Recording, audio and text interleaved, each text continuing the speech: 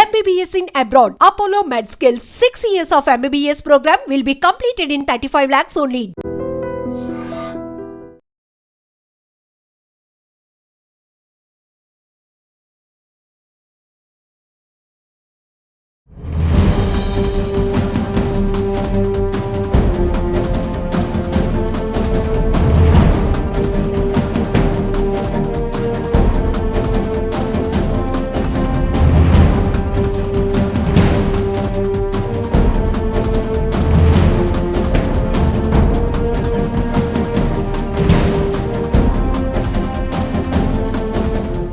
అనకాపల్లి జిల్లా పరవాడ మండలం లంకెలపాలెం జాతీయ రహదారిపై జరిగిన రోడ్డు ప్రమాదంలో ముగ్గురు అక్కడికక్కడే ప్రాణాలు విడిచారు. 13 మంది వరకు తీవ్రంగా గాయపడ్డారు. లారీ బ్రేక్ ఫెయిల్ కావడంతో ఒక్కసారిగా వాహనాలపైకి దూసుకువెళ్ళింది. విశాఖ పోర్టు నుంచి అనకాపల్లి వైపు అంటే తెలంగాణ వైపు సరుకులు తీసుకువెళ్తున్నటువంటి లారీ ఒక్కసారిగా బ్రేక్ ఫెయిల్ కావడంతో వాహనాలపైకి దూసుకువెళ్ళింది. ఒక కారును ఢీకొనటంతో కారు అయితే అసలు గుర్తించడానికి కూడా వీలు లేనటువంటి పరిస్థితిలో నుజ్జునుజ్జైన దృశ్యాలు ప్రతి ఒక్కరిని కలవరపాటుకు గురి చేస్తున్నాయి. రోడ్డు ప్రమాదాలు జరుగుతున్నాయంటేనే ప్రతి ఒక్కరు భయభ్రాంతులకు గురి కావాల్సిన పరిస్థితి. ఎందుకంటే ఎక్కడ ఏ రోడ్డు ప్రమాదం జరుగుతున్నా అక్కడ 3 నుంచి 5 పైనే ప్రాణాలు పోగొట్టుకుంటున్న స్థాయిలో రోడ్డు ప్రమాదాలు జరుగుతున్న తీరు ప్రతి ఒక్కరిని తీవ్ర ఆందోళనకు గురి చేస్తోంది. ఇక్కడ లంకెలపాలెం సిగ్నల్ దగ్గర ఉన్నటువంటి కొన్ని వాహనాలు ఏవైతే ఉన్నాయో పార్క్ చేస్తున్నటువంటి సైడ్ పార్క్ చేస్తున్న వాహనాలు కావచ్చు, సిగ్నల్లో రోడ్ క్రాస్ చేయడానికి వెయిట్ చేస్తున్నటువంటి వాహనాలపై ఒక్కసారిగా లారీ ఒక మృత్యువులా వాటిపైన దూసుకువెళ్ళటంతో ఒక కారు పూర్తిగా నుజ్జైంది.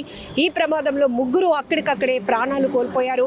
అయితే 2 వీలర్స్ పైన కూడా ఇది దూసుకువెళ్ళటంతో 10 వరకు ద్విచక్ర వాహనాలు పూర్తిగా ధ్వంసమయ్యాయి. వాటి కింద చిక్కుకున్న వారిని కూడా ఇమీడియట్గా రెస్క్యూ చేసినటువంటి స్థానికులు, హైవే ట్రాఫిక్ పోలీసులు కూడా స్థానికంగా ఉన్నటువంటి అగనంపూడి హాస్పిటల్కు అలాగే మెరుగైన ట్రీట్మెంట్ కోసం కేజీహెచ్ హాస్పిటల్కు క్షతగాత్రులను తరలించడం జరిగింది.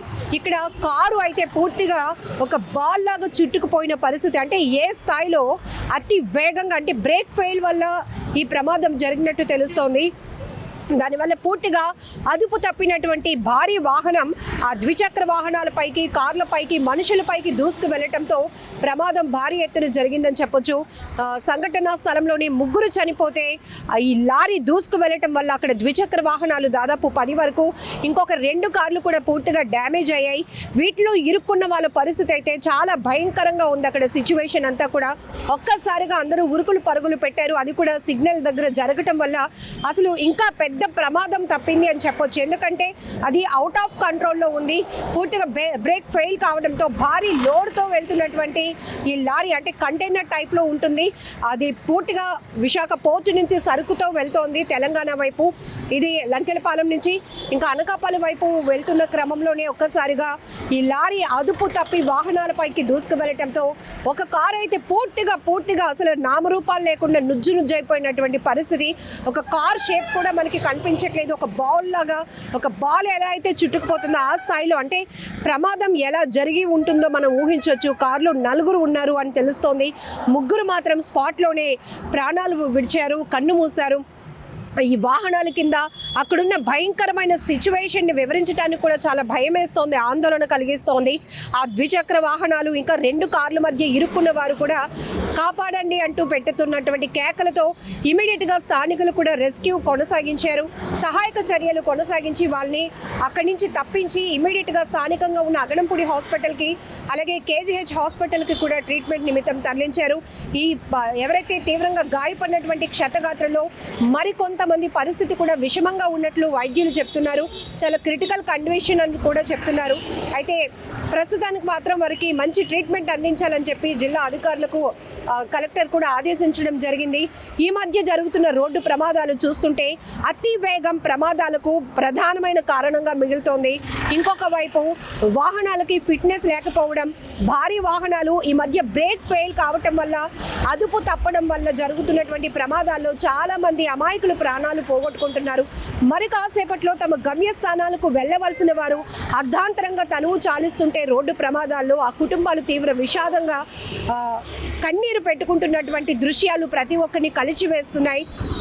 రోడ్డు పైన ప్రయాణించాలంటే భయపడే స్థాయికి ప్రమాదాలు సంఖ్య కూడా పెరుగుతోంది. ప్రమాదాల తీరు కూడా అంతే తీవ్రమైన భయాందోళన కలిగిస్తుందని చెప్పొచ్చు. ఎక్కువగా మనం చూస్తున్నాం బస్ యాక్సిడెంట్స్ కావచ్చు, లేకపోతే లారీలు దూసుకొస్తున్నటువంటి ప్రమాదాలు కావచ్చు, కార్లు ఓవర్ స్పీడ్తో వెళ్ళటం, టూ వీలర్స్, ఈవెన్ వ్యక్తిగత ప్రమాదాలు కూడా, సెల్ఫ్ యాక్సిడెంట్లు కూడా, బైక్ పైన అదుపు తప్పడము, చెట్టును ఢీకొనటము. మొన్న మనం చూసాం, ముగ్గురు యువకులు విశాఖలోనే బైక్ స్పీడ్ కంట్రోల్ చేయలేక అదుపు తప్పి ఒక చెట్టును ఢీకొంటే ముగ్గురు స్నేహితులు కూడా చనిపోయినటువంటి పరిస్థితి కూడా ఉంది.